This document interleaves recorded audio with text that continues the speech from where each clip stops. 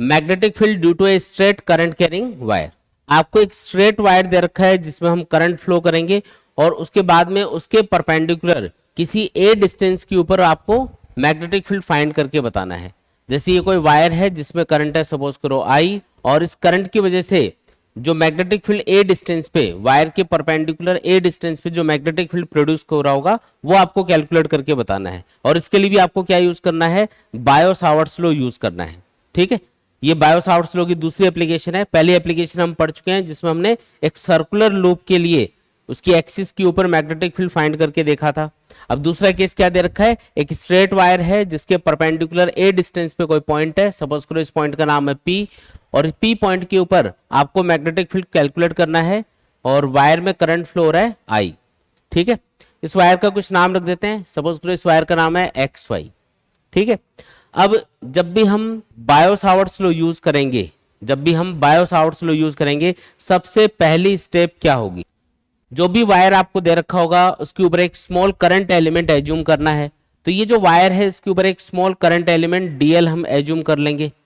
ठीक है, और इसकी डायरेक्शन क्या मानी जाएगी, जो करंट की डायरेक्शन है, करंट ऊपर की तरफ जा रहा है तो डीएल एलिमेंट की डायरेक्शन भी ऊपर की तरफ माननी है। फिर आपको एलिमेंट के सेंटर से उस पॉइंट की तरफ जहां पे आपको मैग्नेटिक फील्ड कैलकुलेट करना है, आपको एक पोजीशन वेक्टर आर ड्रॉ करना पड़ेगा। क्या ड्रॉ करना है, पोजीशन वेक्टर आर ड्रॉ करना है। ये जो पोजीशन वेक्टर आर है इसका डीएल एलिमेंट की डायरेक्शन के साथ में एंगल देखना है। फिर ये एंगल है कितना, थीटा। मान लो ये एंगल कितना है, थीटा के बराबर है। ये एंगल 90 डिग्री है यहाँ पे, क्योंकि ये जो पॉइंट लिया जा रहा है ये इस वायर के परपेंडिकुलर ए डिस्टेंस पे है, तो ये लाइन मैंने परपेंडिकुलर ड्रॉ की हुई है। अब आपको ये जो स्मॉल करंट एलिमेंट है इसकी वजह से यहाँ पे मैग्नेटिक फील्ड कैलकुलेट करके बताना है और उसके लिए बायो-सावर्ट्स लॉ यूज करना है। बताओ फॉर्मूला क्या होगा, dB इक्वल्स टू क्या लिखेंगे, mu naught upon 4 pi I dl sine theta upon R square लिखेंगे। ये इस स्मॉल एलिमेंट का मैग्नेटिक फील्ड अपने पास आ गया। ठीक है जी, अब ये जो वायर है ये फाइनाइट लेंथ का है, मतलब ये x से लेके y तक है। तो अगर मैं ये एलिमेंट यहां की बजाय यहां पे लेता तो मुझे ये r अलग मिलता, एंगल थीटा भी अलग मिलता। और अगर मान लो ये एलिमेंट यहां की बजाय यहां पे y पॉइंट पे होता तब भी ये r और थीटा सब अलग होते। तो आपको क्या करना है, ये जो वायर है इसके ऊपर ऐसे छोटे छोटे बहुत सारे एलिमेंट्स लेने हैं और हर एक एलिमेंट का मैग्नेटिक फील्ड इसी तरीके से कैलकुलेट करना है, फिर सबका टोटल करना है। तो यहां से यहां तक हम कितने एलिमेंट्स ले सकते हैं, इनफाइनाइट एलिमेंट्स ले सकते हैं। और इनफाइनाइट चीजों के एडिशन के लिए हम इंटीग्रेशन मेथड यूज करेंगे। तो यहाँ पे इंटीग्रेशन करना है, लेकिन इंटीग्रेशन की यहाँ पे लिमिट भी पुट करेंगे। लिमिट ये बताएगी कि भाई वायर कहाँ से कहाँ तक है। तो उसके लिए एक काम करते हैं, जैसे यहाँ पे वायर x से y तक दिखाया हुआ है, तो एक काम करते हैं, देखो इसको समझने के लिए मान लो कि ये वाला एंगल थीटा है, ये एंगल 90 डिग्री है और ये वाला एंगल मान लेते हैं फाई। ये एंगल मैंने एज्यूम कर लिया कि ये किसके बराबर है, फाई के बराबर है। अब अगर ये एलिमेंट यहाँ के बजाय अगर x पे होता तो जब मैं उसको ऐसे ज्वाइन करता इस P पॉइंट से, है ना, जैसे एलिमेंट के सेंटर को P पॉइंट से ज्वाइन किया है यहाँ पे, उसी तरीके से अगर एलिमेंट यहाँ पे होता है x वाले पॉइंट पे और उस एलिमेंट के सेंटर को जब ज्वाइन किया जाता P पॉइंट से, तो ये जो एंगल बनता, इस एंगल को हम नाम दे देते हैं φ1। ये एंगल कितना होता, φ1 के बराबर होता। और इसी तरीके से अगर ये एलिमेंट यहाँ की बजाय y पॉइंट पे होता और मैं इस y पॉइंट पे जो एलिमेंट है उसके सेंटर को यहाँ पे ज्वाइन करता इस P पॉइंट से, तो इस बार जो एंगल बनता वो एंगल है सपोज करो φ2। तो ये जो फाई है, ये जो एंगल फाई है, इसकी वैल्यू कहां से कहां तक वेरी कर रही है, φ1 से लेके φ2 तक। लेकिन एक चीज नोटिस करो, ये जो φ1 एंगल है इसको तो आपने हॉरिजॉन्टली नीचे की तरफ मेजर किया है, ऐसे नीचे की तरफ चल के, और ये वाला जो एंगल φ2 है इसको ऊपर की तरफ चल के मेजर किया है, तो दोनों की डायरेक्शन अलग अलग हो गई। तो इनमें से एक को पॉजिटिव लेंगे और दूसरे को नेगेटिव लेंगे उसके रेस्पेक्ट में। हम ये बोलेंगे कि φ2 जैसे पॉजिटिव है तो ये उसके रेस्पेक्ट में नेगेटिव है। नेगेटिव सिंबल क्या बताएगा कि इसको अपोजिट डायरेक्शन में मेजर किया हुआ है। एक एंगल को तो हॉरिजॉन्टल से ऊपर की तरफ मेजर किया φ2 एंगल, एक एंगल को हॉरिजॉन्टल से नीचे की तरफ मेजर किया φ1 एंगल, तो एक को पॉजिटिव और एक को नेगेटिव दिखाना पड़ेगा। ठीक है, तो नीचे वाला एंगल मैंने नेगेटिव मान लिया, ऊपर वाला पॉजिटिव मान लिया। ये आप उल्टा भी कर सकते हो, इसको नेगेटिव मान लो, इसको पॉजिटिव मान लो, एक ही बात है।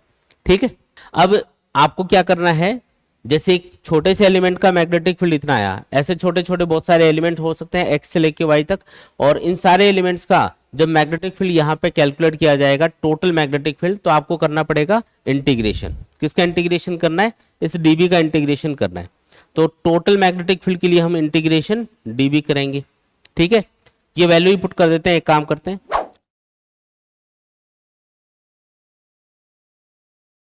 तो आपको ये जो dB है इसका इंटीग्रेशन करना है। ये मैंने dB की वैल्यू पुट करी है और इंटीग्रेशन की लिमिट लगाएंगे -φ1 से लेके φ2। ये लिमिट समझ में आ गई क्या? -φ1 से φ2 की लिमिट लगा के आपको इंटीग्रेशन करना है। ठीक है जी। अब देखो यहाँ पे लिमिट तो हमने लगा रखी है φ1 और φ2 की, और फंक्शन में कहीं भी फाई की टर्म नहीं है। तो जब आप इसको सॉल्व करोगे तो फिर लिमिट कैसे पुट करोगे? इसमें पुट ही नहीं कर पाओगे। तो आपको इस फंक्शन को कन्वर्ट करना पड़ेगा फाई की टर्म्स में, इसको पूरे को चेंज करना पड़ेगा। अब कैसे चेंज करेंगे वो ध्यान से समझना। जो जो चीजें यहाँ पे कांस्टेंट है उनको तो छोड़ दो, म्यू नॉट आई और 4 पाई ये तो कांस्टेंट है। डीएल को हमको डी फाई की टर्म्स में लिखना पड़ेगा, साइन थीटा है उसको फाई की टर्म्स में लिखना पड़ेगा, एंगल चेंज ये साइन की जगह कुछ और आ सकता है। आर को भी हमें किसके टर्म्स में लिखना पड़ेगा? जैसे ए और फाई की टर्म्स में लिखना पड़ेगा। मतलब पूरा फंक्शन किस में आना चाहिए? फाई की टर्म्स में होना चाहिए। अब इसको कन्वर्ट करेंगे। देखो कन्वर्ट कैसे करना है वो ध्यान से समझना। यहां पे आपको एक राइट एंगल ट्राइंगल दिखाई दे रहा होगा। ये जो राइट एंगल ट्राइंगल है, मान लेते हैं कि इसके अंदर ये वाला जो पॉइंट है ये है सी, और सी पॉइंट से हमने कितनी दूरी पे ये एलिमेंट लिया हुआ है? ये किसी एल दूरी के ऊपर छोटा सा एलिमेंट डीएल लिया हुआ है। हमने क्या एज्यूम कर लिया कि ये जो पॉइंट है ये सी है, और सी पॉइंट से ये एलिमेंट की डिस्टेंस कितनी है? एल के बराबर है। ठीक है, अब सबसे पहले तो इस साइन थीटा को कन्वर्ट करेंगे। तो उसके लिए देखो यहाँ पे ये जो राइट एंगल ट्राइंगल है इसमें ये एंगल 90 डिग्री है, ये एंगल थीटा है, और ये एंगल है फाई। थीटा प्लस फाई ये मिला के कितना होना चाहिए? 90 डिग्री होना चाहिए, क्योंकि किसी भी ट्राइंगल में तीनों एंगल्स का सम कितना होता है? 180 डिग्री। ये एक एंगल 90 डिग्री है, तो बाकी दो का सम क्या होना चाहिए? थीटा और फाई का सम क्या होना चाहिए? बोलो, 90 डिग्री के बराबर होना चाहिए। अब थीटा को आप क्या लिख सकते हो? यहां से 90 डिग्री माइनस फाई लिख सकते हो, और दोनों साइड में अगर मैं साइन फंक्शन लगा दूं तो ये बन जाएगा साइन थीटा इधर, तो और इधर क्या बन जाएगा? Sine 90 degree minus phi. अब ये जो साइन 90 माइनस फाई है ना, ये साइन 90 माइनस फाई ये बन जाएगा कॉस फाई। यानी कि साइन थीटा को आप क्या लिख सकते हो?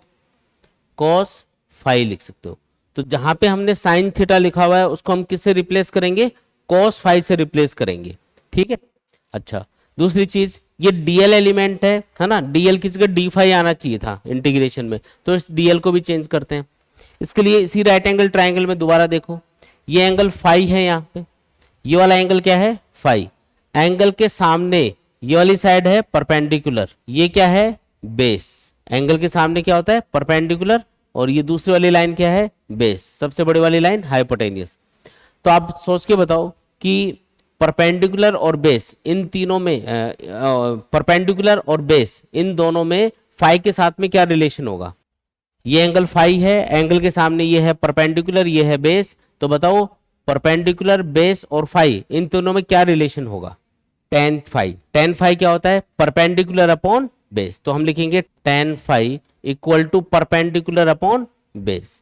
तो बताओ एल इक्वल टू क्या आएगा? ए टेन फाई आएगा। अब दोनों साइड में फाई के रेस्पेक्ट में डिफरेंशिएट कर दो, तो इधर तो आएगा D L upon D phi, इधर क्या आएगा? ए, और टेन फाई का डिफरेंशिएशन होता है फाई के रेस्पेक्ट में सेक स्क्वायर फाई। तो यहां से डी एल इक्वल टू हम क्या लिख सकते हैं? डी फाई इधर मल्टीप्लाई कर दो, a sec square phi D phi लिखा जा सकता है।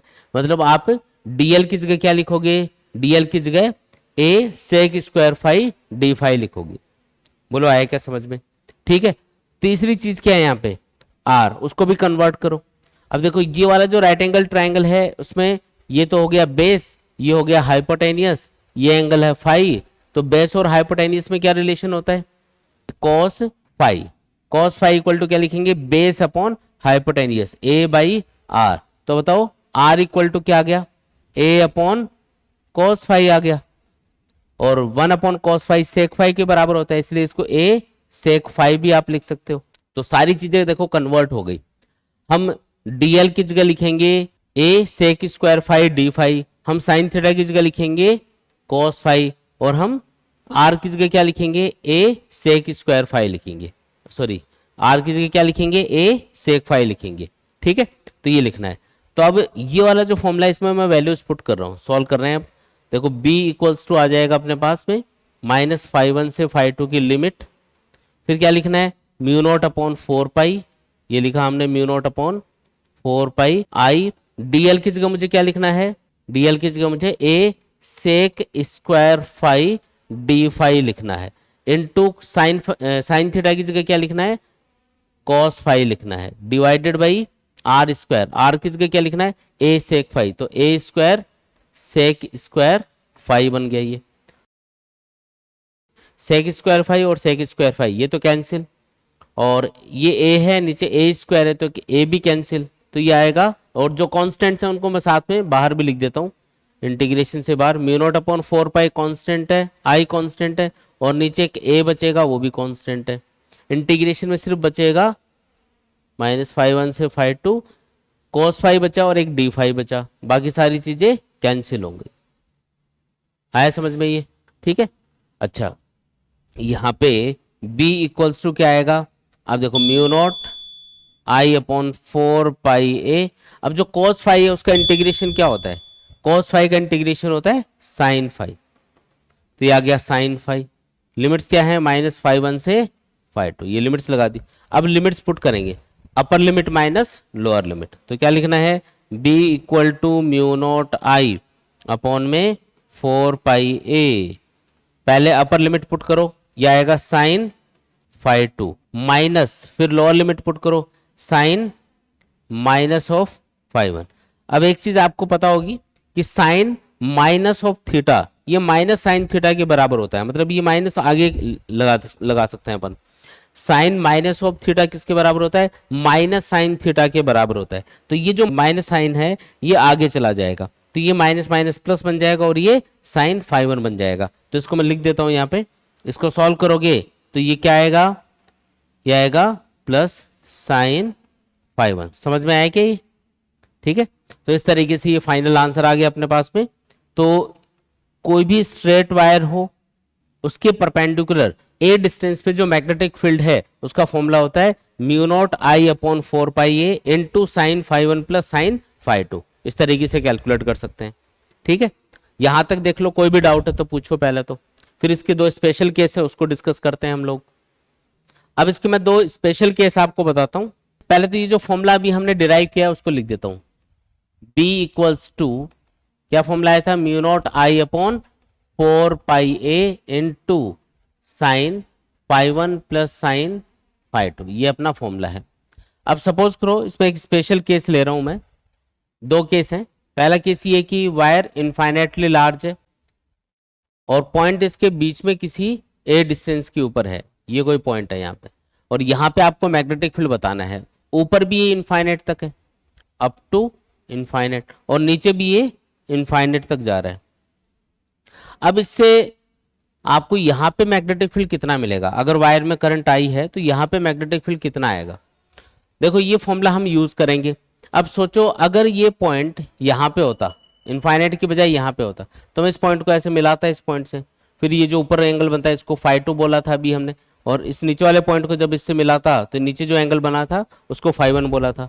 अब ये पॉइंट यहाँ के बजाय इनफाइनाइट पे है, ऊपर की तरफ चला गया इनफाइनाइट पे, तो ये जितना दूर जाएगा, ये वाला जो ऊपर वाला एंगल है इसको मैं ड्रॉ करके बता देता हूँ। जैसे अभी ये एंगल फाई टू है और ये एंगल है अपना फाई वन, तो अगर ये पॉइंट ऊपर जाएगा, दूर जाएगा, तो ये एंगल क्या होगा, ये एंगल इंक्रीज होगा, क्योंकि ये पॉइंट अगर यहाँ पे होगा तो इस पॉइंट को जब मैं ऐसे मिलाऊंगा तो ये एंगल इससे ज्यादा मिलेगा। तो जितना ये पॉइंट दूर होता जाएगा ये एंगल बढ़ता जाएगा, और अगर ये पॉइंट दूर जाता जाता इनफाइनाइट पे चला गया तो ये एंगल ऐसे बढ़ता बढ़ता बढ़ता बढ़ता ऑलमोस्ट कितना हो जाएगा, 90 डिग्री के बराबर हो जाएगा। ऐसे ये पॉइंट भी नीचे जितना जाएगा ये एंगल बढ़ेगा, और ये अगर इनफाइनाइट पे चला गया तो ये ऐसे एंगल बढ़ता बढ़ता ऑलमोस्ट कितना हो जाएगा, 90 डिग्री के बराबर हो जाएगा। तो ये चीज याद रखनी है कि अगर वायर इनफाइनाइटली लार्ज है तो उस केस में फाई वन और फाई टू की वैल्यू ऑलमोस्ट 90 डिग्री हो जाती है। तो ये 90 और ये 90 पुट करोगे तो साइन 91 साइन 91 1 प्लस 1 2, सॉल्व करने पे आएगा, इस पॉइंट पे जो मैग्नेटिक फील्ड है वो आएगा B equals to mu naught I upon में 2 पाई a, क्योंकि जो 2 है उससे ये 4 कैंसिल करके 2 ही बचेगा नीचे। ये पहला केस समझ में आ गया। अब इसमें दूसरा केस ये हो सकता है कि वायर इनफाइनेटली लार्ज है, लेकिन जो पॉइंट है जहां पे आपको मैग्नेटिक फील्ड फाइंड करना है वो इसके एक एज के पास में है। ये ऊपर इनफाइनेट तक जा रहा है, अप टू इनफाइनेट, लेकिन जिस पॉइंट पे आपको मैग्नेटिक फील्ड बताना है, मान लो P पॉइंट, वो यहाँ पे, जैसे इसमें P पॉइंट यहाँ पे था वैसे इसमें P पॉइंट कहाँ पे है, इसके एक एज के पास है, नीचे वायर है ही नहीं, यहाँ से स्टार्ट होकर इनफाइनेट तक जा रहा है। तो इस वाले केस में क्या करोगी, तो जो ऊपर वाला एंगल है, जैसे अगर ये पॉइंट यहाँ पे होता है इनफाइनाइट के बजाय, तो ये वाला जो एंगल है ये मान लो φ2 लेते आप, और नीचे वाला जो एंगल है जैसे इसमें लिया था वो लेते φ1, लेकिन यहाँ पे तो φ1 होगा ही नहीं भाई, वायर नीचे तो है ही नहीं, तो φ1 की वैल्यू क्या हो गई, 0 हो गई ना, यहाँ पे φ1 तो 0 ही हो गया। तो अब सिर्फ φ2 लेना है, और φ2 भी कितना लेना है, अगर ये इनफाइनाइट तक जा रहा है वायर तो ये एंगल बढ़ता बढ़ता ऑलमोस्ट 90 हो चुका होगा, तो एक एंगल 90 और एक एंगल 0 पुट करना है इस फॉर्मूले में। जैसे ये आएगा sin 0 plus sin 90, sin 91 sin 0 0, तो आंसर आएगा अपना इस पॉइंट पे मैग्नेटिक फील्ड का म्यू नॉट आई अपॉन में 4 पाई a, ये अपना फाइनल आंसर आएगा। तो ये दोनों स्पेशल केस काफी ज्यादा इंपॉर्टेंट है, याद रखेंगे इनको। अगर वायर इनफाइनेटली लार्ज है और पॉइंट बीच में कहीं पे है तो मैग्नेटिक फील्ड होगा mu naught I upon 2 pi a, ये ज्यादा काम आएगा। और अगर वायर इनफाइनेटली लार्ज है लेकिन पॉइंट उसके एक एज के पास है, किनारे पे है, तो उस केस में मैग्नेटिक फील्ड आएगा mu naught I upon 4 pi a। और अगर फाइनेट लेंथ का वायर है तो उसके लिए एंगल आपको बता रखे होंगे φ1 φ2, फिर इस फॉर्मूले से हम फाइनेट लेंथ के वायर के लिए मैग्नेटिक फील्ड फाइंड कर लेंगे। आया समझ में?